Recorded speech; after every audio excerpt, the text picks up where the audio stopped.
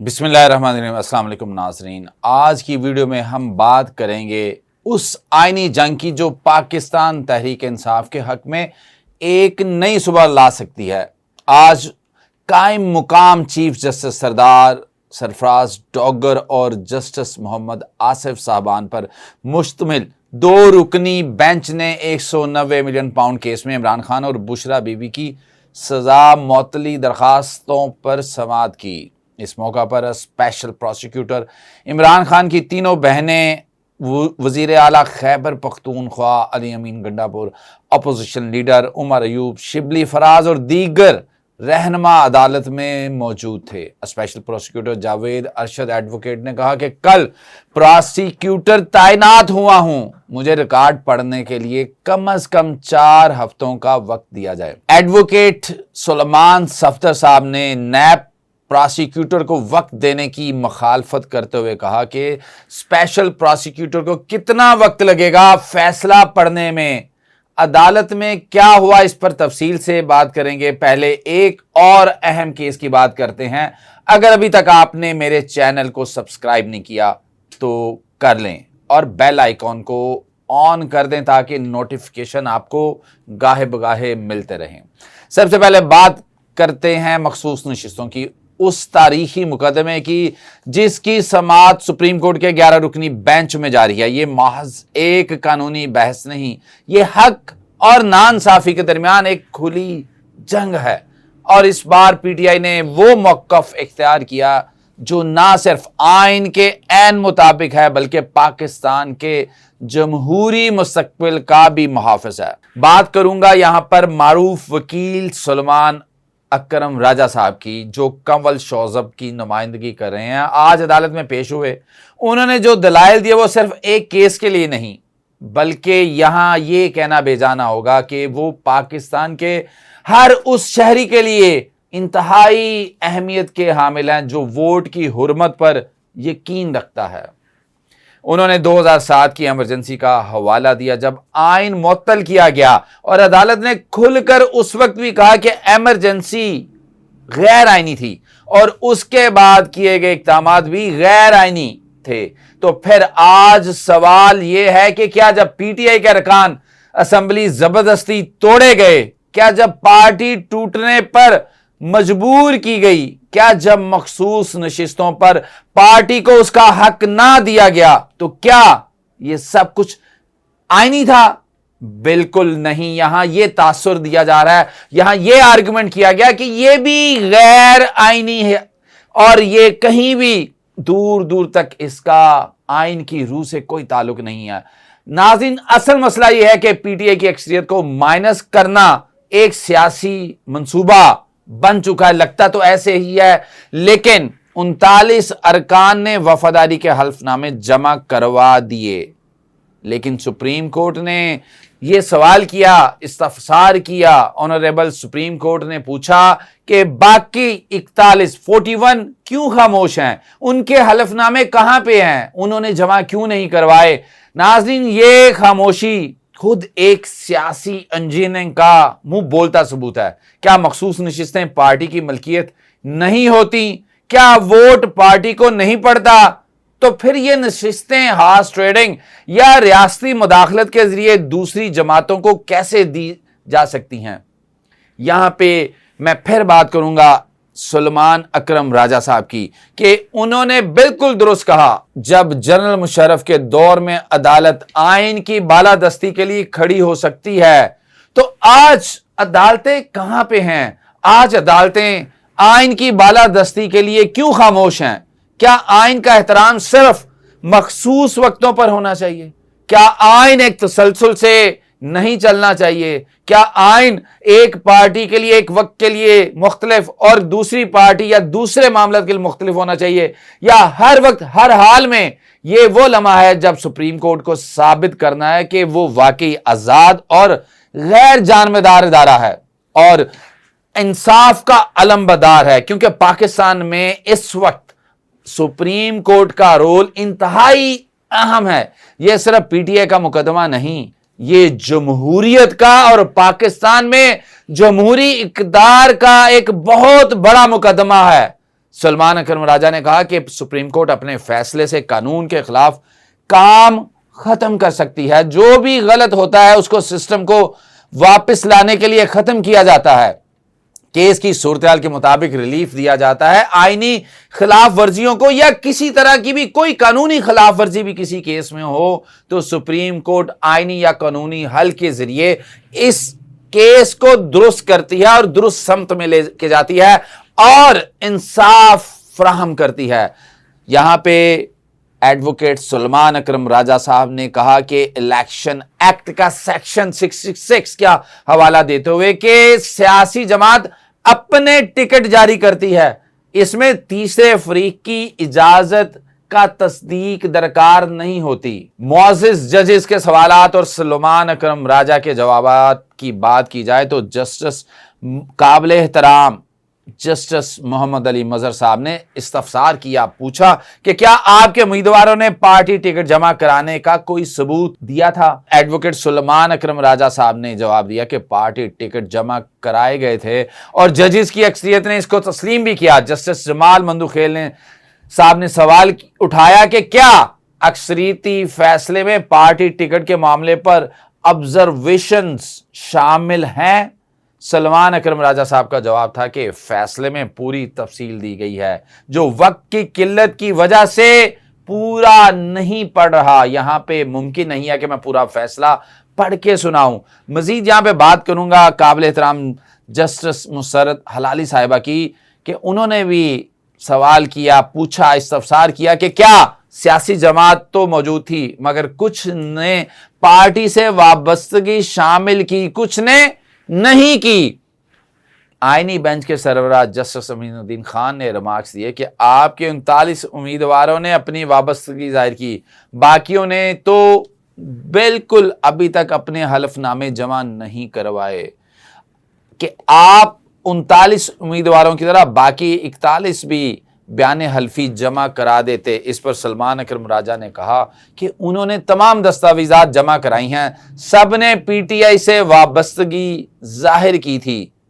सलमान अकरम राजा साहब ने मजीद ये भी कहा कि सुप्रीम कोर्ट के काबिल एहतराम 11 जजेस ने इलेक्शन कमीशन की रूल 94 की वजाहत को गलत करार दे दिया। रूल 94 की वजाहत को बुनियाद बनाकर इलेक्शन कमीशन ने हमारे इंतखाबी निशान बल्ले से और मखसूस नशिस्तों से महरूम कर दिया।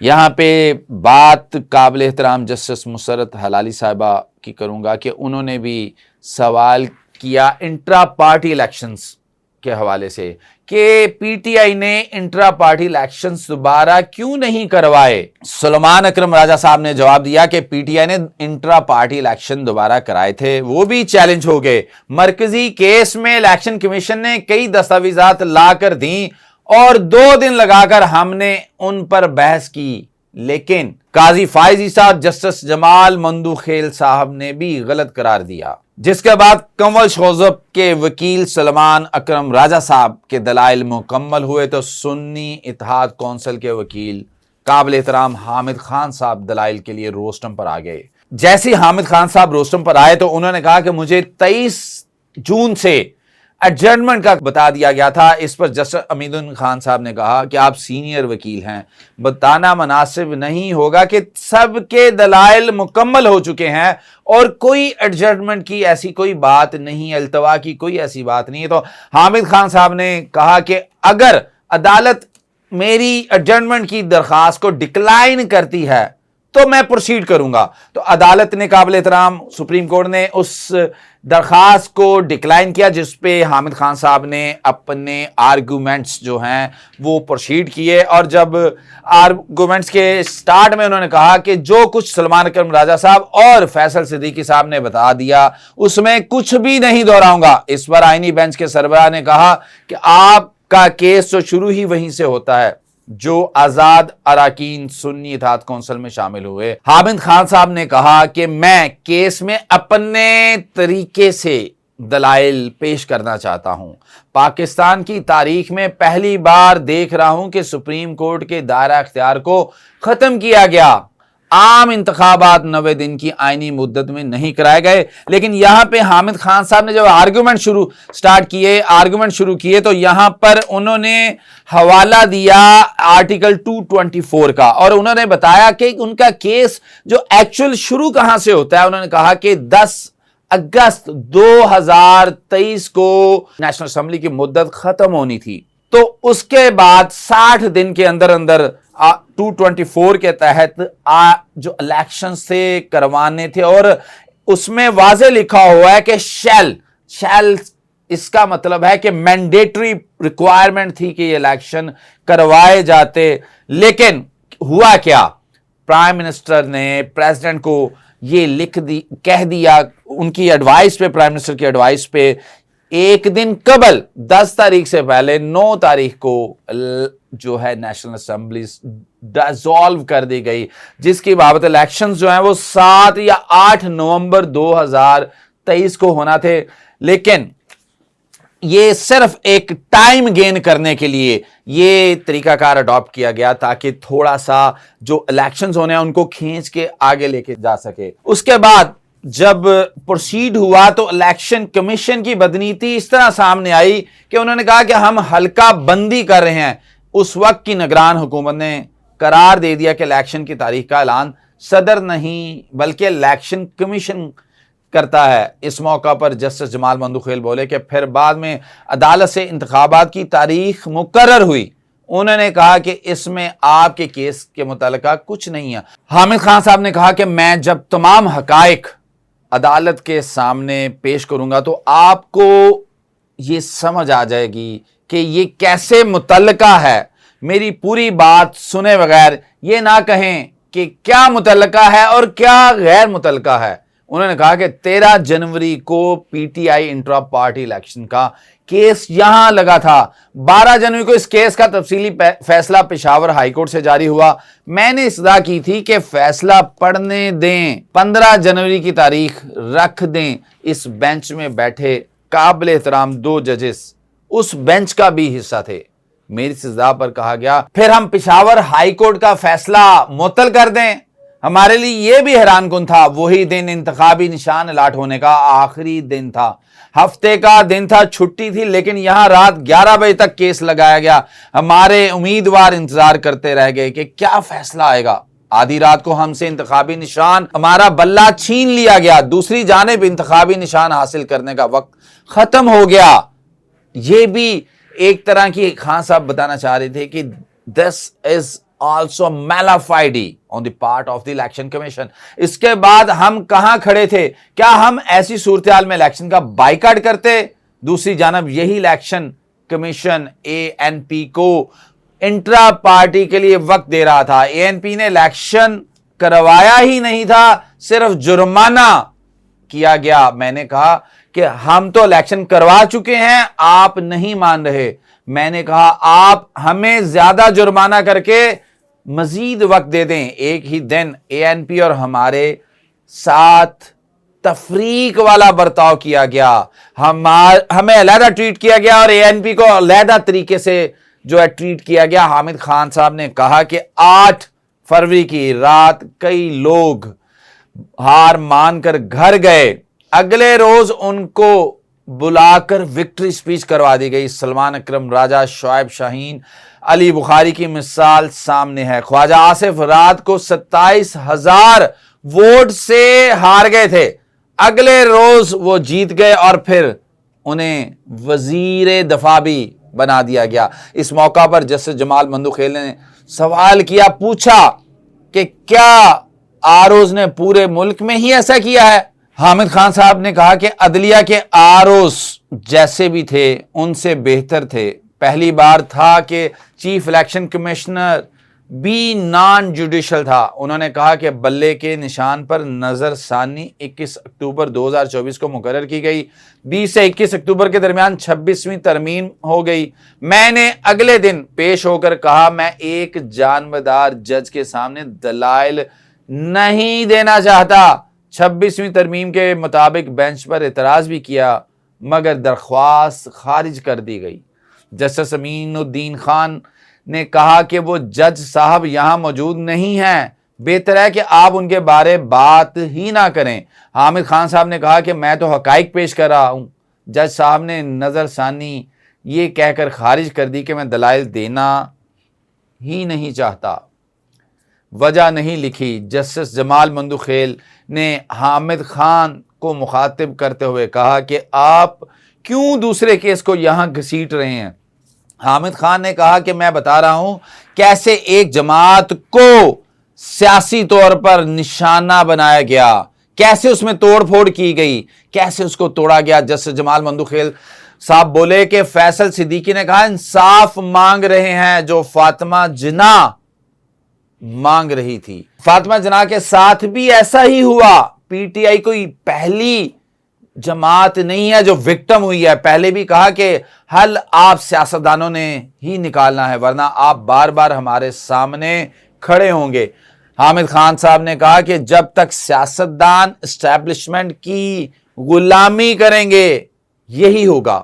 انہوں نے کہا کہ الیکشن کے بعد آزاد امیدواروں کے پاس 3 دن تھے، ایک بازار لگ چکا تھا، لوگوں کو توڑا جا رہا تھا، جوڑ توڑ کیا گیا، کہیں بچے اٹھا کر کہ فلاں پارٹی میں جاؤ۔ ہم نے اپنے کامیاب امیدواروں کو کہیں تو پارک کرنا تھا۔ ہم نے فیصلہ کیا کہ ہم سنی اتحاد کونسل میں چلے جاتے ہیں۔ یہاں یہ حالات مد نظر رکھیں کہ ہم کیسے سنی اتحاد کونسل میں گئے۔ عملی طور پر سنی اتحاد کونسل اور پی ٹی آئی میں فرق نہیں۔ اس پر جسٹس امین الدین خان نے کہا کہ یہ دلیل اکثریتی فیصلے کے خلاف چلی جائے گی۔ حامد خان صاحب کے دلائل ابھی جاری تھے کہ مخصوص نشستوں کے فیصلے کے خلاف نظر ثانی درخواستوں پر سماعت کل تک کے لیے ملتوی کر دی گئی۔ سنی اتحاد کونسل کے وکیل کل بھی دلائل جاری رکھیں گے۔ اگر آج سپریم کورٹ مخصوص نشستوں پر پی ٹی آئی کو اس کا آئینی حق دے دیتی ہے تو یہ فیصلہ صرف ایک پارٹی کو انصاف دینے کا نہیں ہوگا، بلکہ یہ اس نظام کو ریسٹور کرے گا جو پچھلے 2 سال سے، بلکہ یہ کہنا بے جانا ہوگا پچھلے 3 سال سے مسلسل زخم کھا رہا ہے۔ اور اگر یہ حق نہ ملا تو تاریخ لکھے گی کہ آئین کو صرف کتابوں کی حد تک لکھا گیا اور کتابوں کی حد تک ہی پڑھایا جاتا رہا، عمل کبھی نہ ہوا۔ یہ وقت ہے جاگنے کا، سوال اٹھانے کا اور ہر اس طاقت کو آئینہ دکھانے کا جو ووٹ کی توہین کرے۔ پاکستان زندہ باد، آئین پائندہ باد۔ حق سچ کے لیے آواز اٹھانے والے کبھی کمزور نہیں ہوتے۔ اللہ نگہبان۔